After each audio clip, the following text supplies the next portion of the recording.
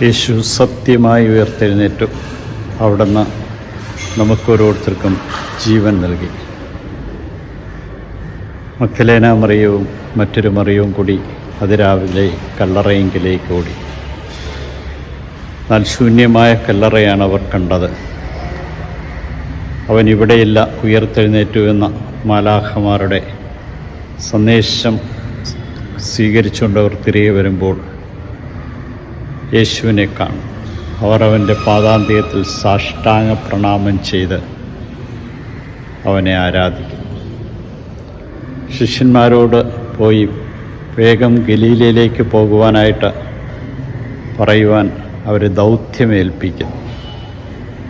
അവർ ശിഷ്യന്മാരെ ചെന്ന് ഈ വിവരം അറിയിക്കുകയും ചെയ്യും.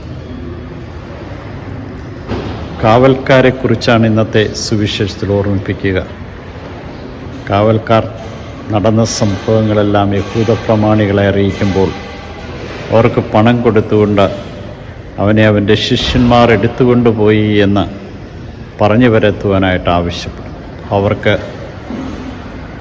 മേലധികാരികളിൽ നിന്ന് ഒരു ഉപദ്രവവും വരാതിരിക്കാൻ ശ്രദ്ധിച്ചു കൊള്ളാമെന്ന് അവർ പറയുകയും ചെയ്യും. വിശുദ്ധ അഗസ്തീനോസ് അവരോട് ചോദിക്കുന്ന ചോദ്യമുണ്ട്. പാവപ്പെട്ട മത്സ്യത്തൊഴിലാളികളെ നേരിടാനുള്ള കരുത്ത് ഈ കാവൽക്കാർക്കില്ലായിരുന്നു.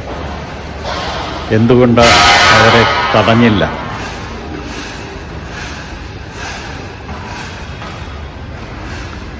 അവനെ എടുത്തുകൊണ്ടുപോയതിന് എന്ത് തെളിവുകളാണ് ഉള്ളതെന്ന് പറയുവാൻ കഴിയാതെ ഉള്ള ഈ കെട്ടുകഥ ഇന്നും വിശ്വസിക്കുന്ന യഹൂദ ജനത്തെയാണ് നമുക്ക് കാണുവാൻ കഴിയുക. ഈശോയെ, അങ്ങ് സത്യമായും ഉയർത്തെഴുന്നേറ്റുവെന്നും ഞാനാണ് വഴിയും സത്യവുമെന്ന് അങ്ങ് പ്രഘോഷിച്ചു.